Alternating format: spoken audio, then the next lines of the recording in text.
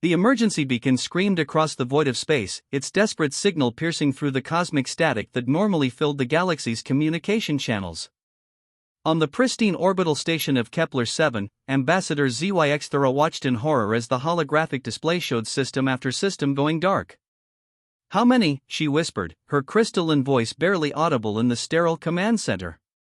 17 systems in the past cycle, reported Commander Veltar, his forearms dancing across the control interfaces with practiced efficiency.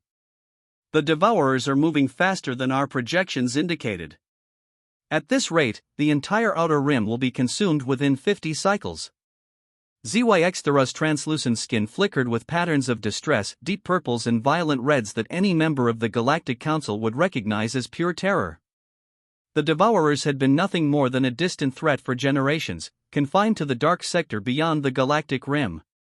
Now they were here, and nothing the Council had thrown at them had even slowed their advance. "What about the Korthak fleet?" she asked, though she already knew the answer from Veltar's expression. "Destroyed. All 12 battlecruisers, gone without a trace. The Devourers didn't even slow down." Veltar's voice carried the weight of a species facing extinction. "Ambassador, we need to consider alternative options." The command center fell silent except for the persistent wail of the emergency beacon. Alternative options. They both knew what that meant. ZYX's people had rules, ancient laws that governed how civilized species interacted with the galaxy's more primitive inhabitants. But when facing extinction, even the most sacred laws became flexible. "Show me the restricted files," she said finally. Veltar hesitated. "Ambassador, the Council specifically." "Show me the files, Commander. Now." The holographic display shifted, showing a new set of data that made both officers step back involuntarily. The file header read, "Classification, Absolute Restricted, Deathworld Species Registry." "Sweet cosmic winds," Veltar breathed. "I knew the rumors existed, but I never thought." The data was staggering. Hidden throughout the galaxy were worlds so hostile, so utterly lethal, that they had been quarantined by the Council for the safety of all civilized species. And on these worlds that would kill most galactic citizens within minutes, entire civilizations had not only survived but thrived. "Look at this one," ZYX said, pointing to a blue-green world in a system the Council had designated as Sol 3. 96% oxygen atmosphere, toxic to most species. Massive predators roaming the surface. Extreme temperature variations. Active tectonic plates. And yet, 3 billion inhabitants, Veltar finished, reading from the display. "How is that possible?" "They call themselves humans," ZYX continued, scrolling through the data. "According to these files, they've been actively fighting their own planet just to survive. Look at this list of hazards they face daily: diseases that would wipe out entire sectors, predators that hunt in packs, natural disasters that release more energy than our most powerful weapons." The display showed images that made both officers' stomachs turn. Humans throwing themselves from great heights while strapped to fabric wings. Humans diving into crushing depths where the pressure alone would liquefy most species. Humans deliberately exposing themselves to radiation that would kill a Korthak in seconds, apparently for something called a tan. "They're insane," Veltar whispered. "Or perfectly adapted," ZYX corrected. "Look at their military records." The files revealed conflicts that spanned their entire recorded history. Humans fighting humans with weapons that grew more devastating with each generation. They had developed nuclear weapons, something most civilized species considered an abomination, and had actually used them against their own kind. Yet somehow, they had survived. "Ambassador," Veltar said, his voice shaking, "these beings, they're not just survivors. They're apex predators. If we contact them, we might save the galaxy," ZYX finished. "Or we might doom it to something worse than the Devourers." The emergency beacon continued its wail, and another system indicator flickered and died on the display. The Devourers had claimed another world. "Prepare the quantum communicator," ZYX ordered. "We're going to make first contact." On Earth, Dr. Sarah Chen was enjoying what she optimistically called a quiet Tuesday when her entire world changed forever. The radio telescope array at SETI had been operating normally, scanning the cosmos for signs of intelligent life, when every instrument went crazy at once.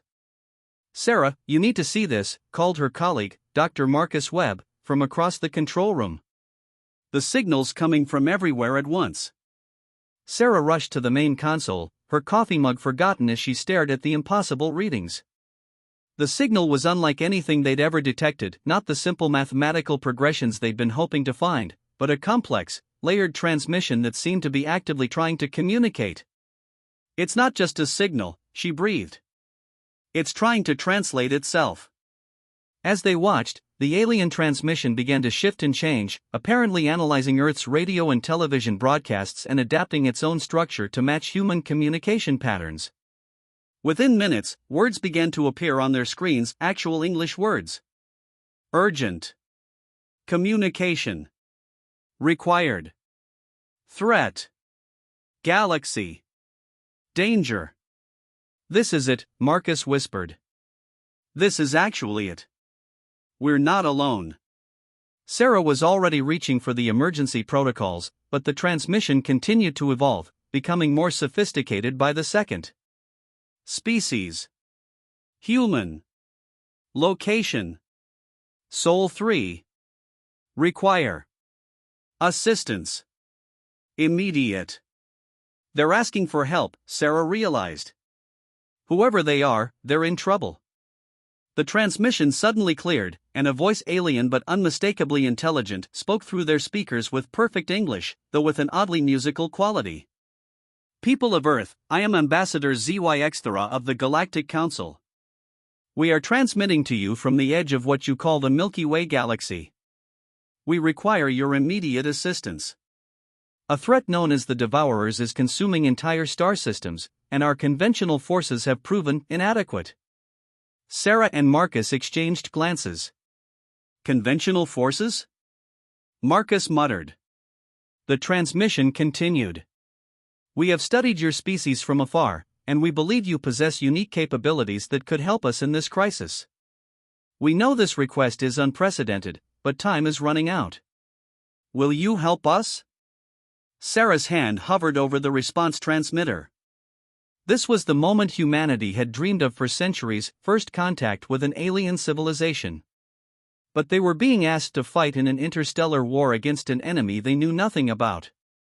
"We need to contact the president," Marcus said. "The UN, the military, everyone." "No time," Sarah replied, watching as more emergency data scrolled across their screens. "Look at this. They're transmitting star charts, tactical data, everything. Whatever these Devourers are, they're not waiting for us to have a committee meeting." She activated the response transmitter. "This is Dr. Sarah Chen of the Search for Extraterrestrial Intelligence Institute. We've received your transmission. Before we can respond, we need more information. What exactly are these Devourers, and why do you think humans can help when your own forces can't?" The response came immediately. "Dr. Chen, the Devourers are not merely a military threat, they are a force of pure consumption that converts matter into more of themselves. They adapt to any weapon, any strategy, any defense. What we need is not conventional military might, but the ability to think in ways that defy logic and survival instincts that exceed rational thought." "You want us because we're crazy," Sarah said, understanding dawning in her voice. "We want you because you are survivors from a death world," the ambassador replied. "Your species has faced extinction countless times and has always found a way to not just survive, but to thrive. We need that adaptability, that refusal to accept defeat, that willingness to attempt the impossible." Marcus was already pulling up military contacts on his secure phone. "Sarah, this is way beyond our pay grade. Dr. Chen," the ambassador continued, "we can transport volunteers to our position using quantum matter transmission. The process is safe, and we can provide life support technology. But we need an answer soon. Another system went dark while we've been talking." Sarah looked at the data streaming across their screens, showing the steady advance of something that was apparently eating the galaxy. Then she looked at Marcus, who was arguing with someone on the phone about alien invasion protocols. Ambassador, she said into the transmitter, I can't speak for my entire species, but I can tell you this, humans don't like bullies. Give us the coordinates.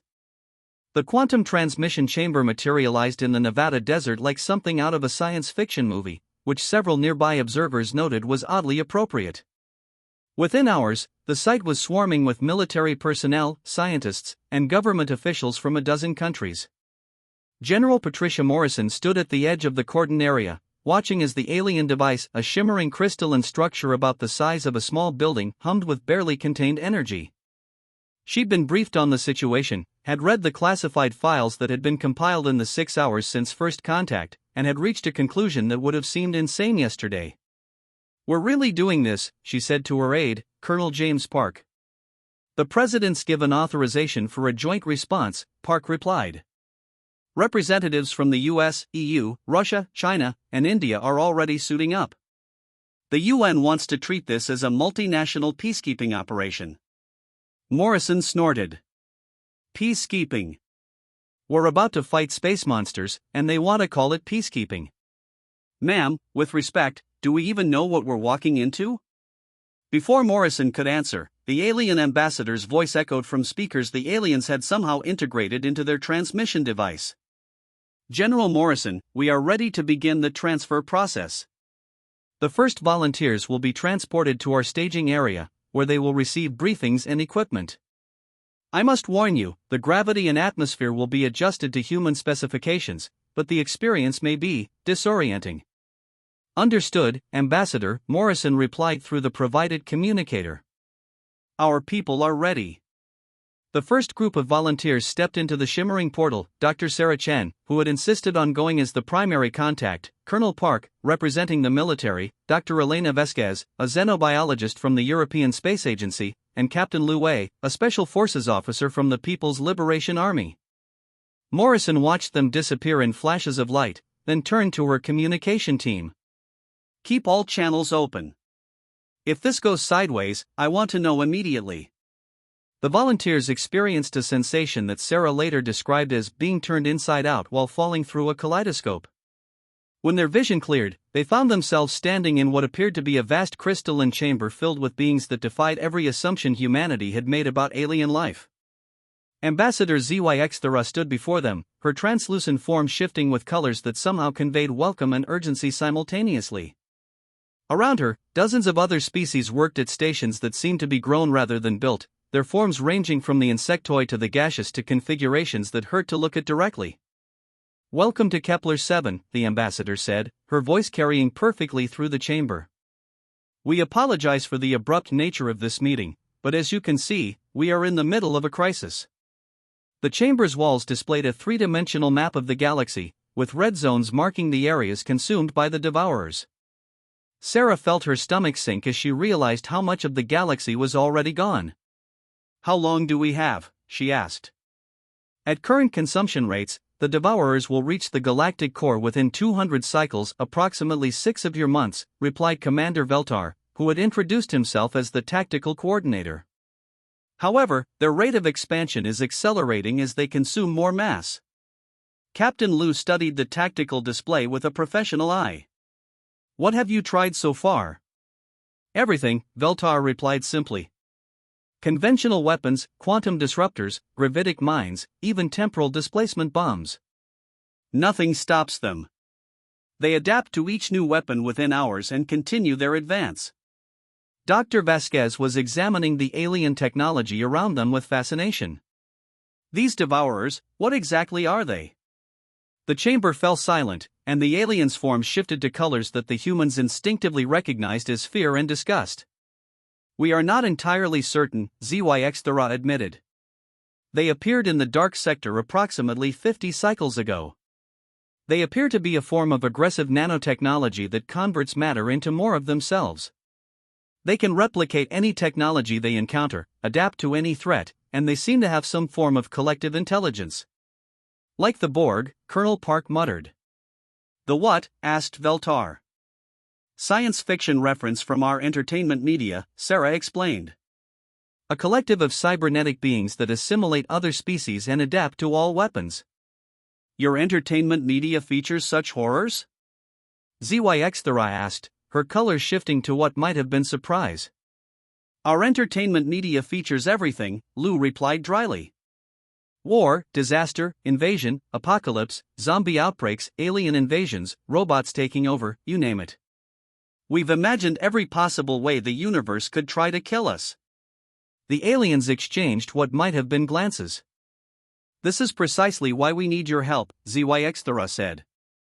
Your species has not only survived countless threats, but you have actually imagined threats that don't exist and prepared for them anyway.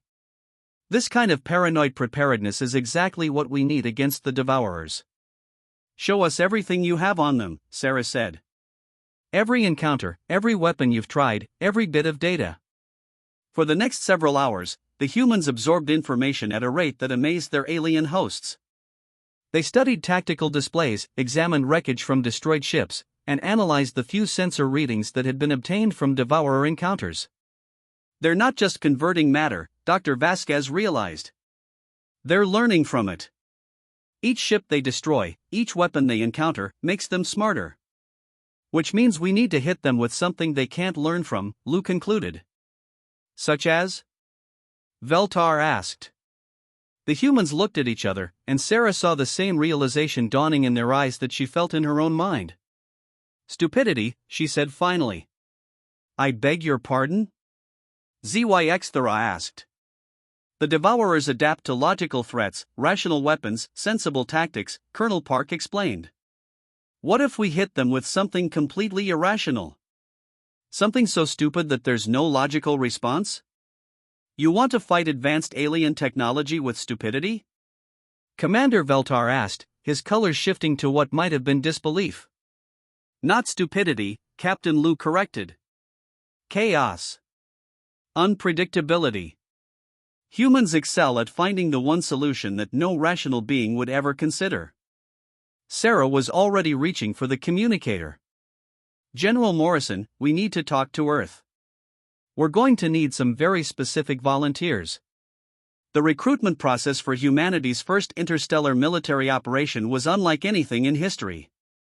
Rather than selecting the most elite soldiers or the most brilliant scientists, the selection committee found themselves looking for individuals who combined competence with a willingness to attempt the impossible. Major Jack Crazy Jack Rodriguez had earned his nickname by successfully completing 17 missions that his superiors had classified as suicide runs. He'd volunteered for everything from bomb disposal to hostage rescue to experimental aircraft testing, and had somehow survived them all with a combination of skill, luck, and what his psychologists described as a complete inability to properly assess risk. Dr. Kevin Murphy was a theoretical physicist who had been laughed out of 3 universities for proposing experiments that violated common sense, several laws of physics, and in one case, local fire codes. He'd continued his research in his garage, producing results that were simultaneously groundbreaking and completely insane.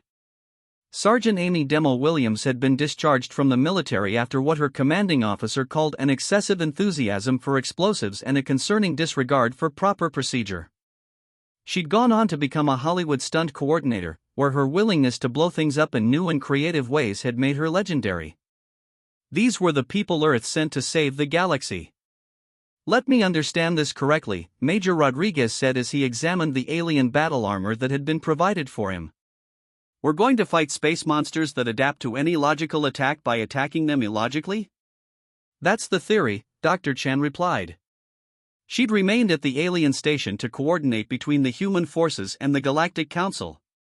The Devourers seem to operate on principles of efficient adaptation. They analyze threats and develop countermeasures. But they can't adapt to something that doesn't make sense. So we're going to be deliberately stupid, asked Dr. Murphy, who was examining some kind of weapon that appeared to fire crystallized energy. We're going to be creatively chaotic, Sarah corrected. There's a difference. The mission briefing took place in what the aliens called a tactical chamber, though to human eyes it looked more like the inside of a geode. The assembled force was small, only 50 humans had volunteered for the first mission, but they represented a cross-section of humanity's particular brand of organized insanity. Ambassador ZYX Thara addressed the group, her form shifting through colors that somehow conveyed both hope and terror. The Devourers are currently consuming the Rigel system. We have approximately 12 hours before they finish converting the remaining planets and move on to the next system. This represents our best opportunity to test unconventional tactics. What's the plan? Asked Captain Lu, who had been designated as the mission commander. That depends on what you humans consider to be the most irrational approach possible, replied Commander Veltar. The humans exchanged glances, and Sarah could see the same manic gleam in their eyes that she'd learned to recognize in her own species. We're going to need supplies, Major Rodriguez said finally. Specifically, we're going to need materials that make no tactical sense whatsoever. Such as? ZYX asked. Glitter, said Sergeant Williams. Lots and lots of glitter. The human expeditionary force launched toward the Rigel system aboard what the aliens called a quantum frigate, though it looked more like a crystalline flower that had been crossbred with a spaceship. The alien technology was impressive, but the humans had insisted on bringing their own equipment, much to the confusion of their hosts. I still don't understand why you brought musical instruments, said Navigation Officer Cthara, watching as several humans tuned what appeared to be stringed devices. Psychological warfare, explained Dr. Murphy, who was making final adjustments to what he called his entropy cannon. The Devourers are used to logical responses. They're not used to having their invasion accompanied by a live performance of the William Tell Overture. Major Rodriguez was checking his equipment one final time. In addition to standard military gear, he'd brought a collection of items that would have baffled any conventional military strategist: rubber ducks, whoopee cushions, a kazoo, and what appeared to be a disco ball. Remember, Captain Lu addressed the assembled humans, the key to this mission is unpredictability. The moment we start making sense, the Devourers will adapt. We need to stay one step ahead of logic itself. Sir, called out Corporal Mike Boom Boom Peterson, who was in charge of the explosives team, what if our plan is so crazy it doesn't work?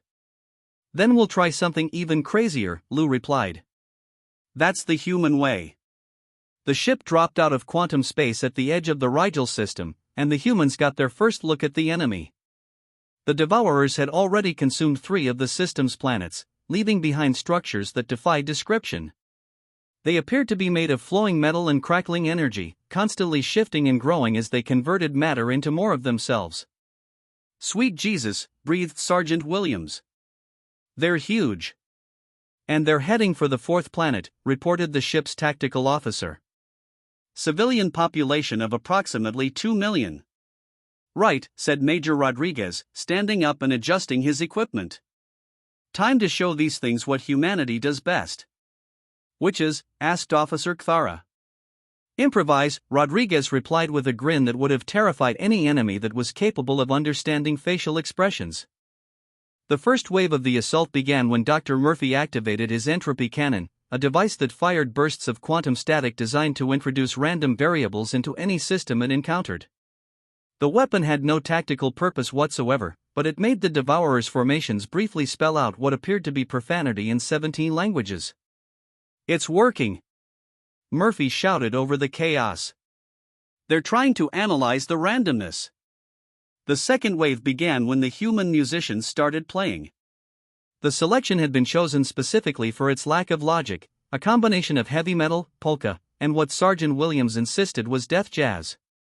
The sound was transmitted directly to the Devourers through the ship's communication array. The effect was immediate and bizarre. The Devourers' formations began to pulse in rhythm with the music, as if they were trying to analyze the patterns. But since the music had no logical pattern, it was 3 different genres being played simultaneously by people who had never practiced together. The Devourers found themselves stuck in an infinite loop of attempted analysis. They're slowing down, reported the tactical officer. They're actually slowing down. Phase 3.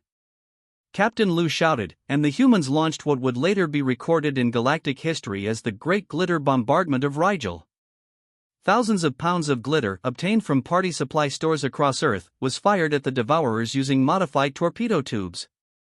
The effect was spectacular. The Devourers, which had been designed to analyze and adapt to any weapon, found themselves completely unable to process the tactical significance of being covered in sparkly craft supplies. They're stopping, Thara reported in amazement. They're actually stopping to analyze the glitter. Now for the finale, Major Rodriguez said, activating his personal equipment. The disco ball began spinning, casting rainbow patterns across the Devourer's formations while Rodriguez performed what he called tactical interpretive dance across the hull of the ship. The Devourer's collective intelligence apparently suffered what could only be described as a system crash. Faced with stimuli that defied all logical analysis, random quantum static, illogical music, tactically meaningless glitter, and whatever Major Rodriguez thought he was accomplishing with his dance moves, the Devourers simply stopped. "They're withdrawing," reported the tactical officer, her voice filled with disbelief. "They're actually withdrawing from the system." The human expeditionary force watched in amazement as the Devourers retreated, leaving behind the partially consumed planets and heading back toward the galactic rim. "We did it," whispered Dr. Murphy. "We actually did it." "Don't celebrate yet," Captain Lou warned. "They're not destroyed, just confused. They'll adapt eventually." "How long do we have?" asked Sarah over the communication channel. "Unknown," replied Commander Veltar from the command station. "But this proves the concept. Illogical attacks can confuse them long enough to force a retreat." "Then we need to scale up," Sarah said. "We need more humans, more chaos, and more absolutely ridiculous weapons." Dr. Chen, Major Rodriguez said, still slightly out of breath from his interpretive dance, "I think I speak for all of us when I say, this is the best job we've ever had." The success at Rigel sent shockwaves through the Galactic Council. For the first time in cycles, the Devourers had been forced to retreat. The victory was temporary, but it proved that the humans' approach could work. The Council is having difficulty processing the tactical reports, Ambassador ZYX admitted to Sarah during their debriefing. The concept of using glitter as a weapon is causing several members to question their understanding of warfare itself. "That's kind of the point," Sarah replied. The Devourers are logical. They expect logical responses. Hit them with enough illogical responses, and they can't adapt fast enough. "But surely they will eventually find a way to counter your creative approaches?" "Probably," Sarah admitted. "But that's where being human comes in handy. We've been coming up with new ways to confuse each other for thousands of years. I think we can stay ahead of some space robots." The celebration was short-lived. Reports came in that the Devourers had regrouped and were approaching the Centauri sector with what appeared to be new adaptations. Whatever they'd learned from the Rigel encounter, they were applying it to their next assault. "They're moving in different formations now," reported Commander Veltar. "More chaotic patterns, less predictable behavior. They're trying to out-chaos you." "Good," said Major Rodriguez, who was reviewing the tactical data. "That means they're playing our game now." "This is good?" asked Officer Thara. "It's excellent," replied Dr. Murphy. "They've abandoned their logical approach to try to match our illogical one. But they're still machines. They can't really be chaotic, they can only simulate chaos." "And there's a big difference between simulated chaos and the real thing." "What do you mean?" ZYX Thara asked. "Real chaos isn't just random," explained Sergeant Williams. "It's creative. It's inspired. It's the kind of thing that happens when a human looks at a situation and says, you know what this needs? More explosions." "Speaking of which," Dr. Murphy said, "I've been working on some new weapons designs." "Want to see something really irresponsible?" The next phase of the war began when Dr. Murphy unveiled his latest creation, the Paradox Torpedo. The weapon was designed to create localized violations of causality, effects that preceded their causes, explosions that happened before the weapon was fired, damage that occurred in the wrong order. "This is insane," said the Galactic Council's chief scientist, a crystalline being named Zarthal. "You're deliberately breaking the laws of physics." "Only temporarily," Murphy replied cheerfully. "And only in small areas." "Probably." "Probably?" Zarthal's form shifted to colors that conveyed extreme alarm. "Well, I'm pretty sure the universe will fix itself afterward," Murphy said. "It usually does." The weapons test was conducted in an empty system that had already been consumed by the Devourers. The results were spectacular and terrifying in equal measure. The Paradox torpedo created what could only be described as a zone of aggressive confusion where the normal rules of reality took a coffee break. The Devourers are trying to analyze the paradox, reported the tactical officer. But they can't process something that violates causality. Are they adapting? Asked Captain Liu. They're trying to, replied Commander Veltar. But every time they think they understand the pattern changes itself retroactively. They're stuck in an infinite loop of temporal confusion. Excellent, said Major Rodriguez. What else have we got? The human arsenal grew more bizarre with each passing day. Sergeant Williams developed morale bombs that didn't cause physical damage but instead forced enemies to confront their life choices. Dr. Murphy created quantum whoopee cushions that made embarrassing sounds across multiple dimensions simultaneously. Major Rodriguez perfected what he called tactical silliness, a form of combat that was so absurd it caused enemies to stop fighting just to figure out what was happening. I'm beginning to understand, Ambassador ZYX Thera said during one of their strategy sessions. Your species doesn't just survive hostile environments. You make hostile environments confused about whether they want to be hostile. That's actually a pretty good way to put it, Sarah admitted. The next major engagement took place in the Vega system, where the Devourers had learned to expect human chaos and had developed new countermeasures. They'd created formations that were specifically designed to resist illogical attacks and had developed what appeared to be a sense of humor, a disturbing development that had the Galactic Council's xenopsychologists working overtime.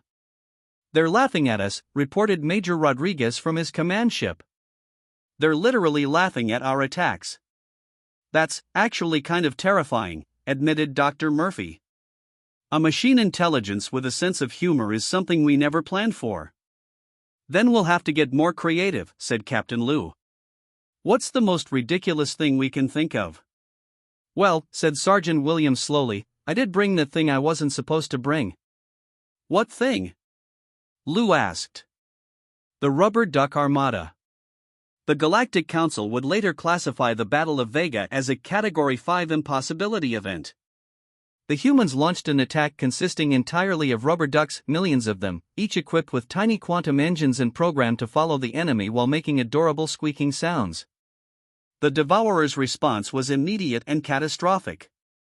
Their collective intelligence, which had been adapting to human chaos for weeks, finally encountered something so fundamentally silly that it caused what could only be described as a humor overflow error. They're malfunctioning, reported the tactical officer in amazement. They're actually malfunctioning from exposure to rubber ducks. It's the squeaking, explained Dr. Murphy. They're trying to analyze the tactical significance of the squeaking, but there is no tactical significance. It's just cute. Cute? Asked ZYX Thera. A human concept, Sarah explained. We find certain things appealing for no logical reason. The Devourers are trying to understand why we would arm rubber ducks and use them as weapons, but the answer is simply that we thought it would be funny. The Devourers' formations began to break apart as their collective intelligence struggled to process the concept of doing something purely for amusement. Their adaptive algorithms, which had been designed to counter any logical threat, found themselves completely unable to develop a response to weapons that existed solely because humans found them entertaining. They're retreating again, reported Commander Veltar. But this time, they're not regrouping. They're just leaving. Where are they going? Asked Captain Liu. Back to the dark sector, replied the tactical officer. They're fleeing the galaxy entirely. The war was over. Humanity had saved the galaxy by confusing the enemy into submission. The victory celebration on Kepler 7 was unlike anything in galactic history. Representatives from thousands of species gathered to honor the humans who had accomplished the impossible. The party featured decorations that made no sense, music that violated several laws of physics, and food that challenged the very concept of edibility. I still don't understand how you did it, admitted Zarthal, the chief scientist, as he watched Major Rodriguez demonstrate his interpretive dance techniques to a group of fascinated insectoid beings. Neither do we, Sarah replied honestly. That's kind of the point. If we understood it, it wouldn't work. But surely there must be some underlying principle, Zarthal insisted. some logical explanation for how chaos can be used as a weapon. There is, said Dr. Murphy, who was explaining his paradox torpedo to a group of theoretical physicists. The principle is that there is no principle. The explanation is that there is no explanation. The logic is that there is no logic.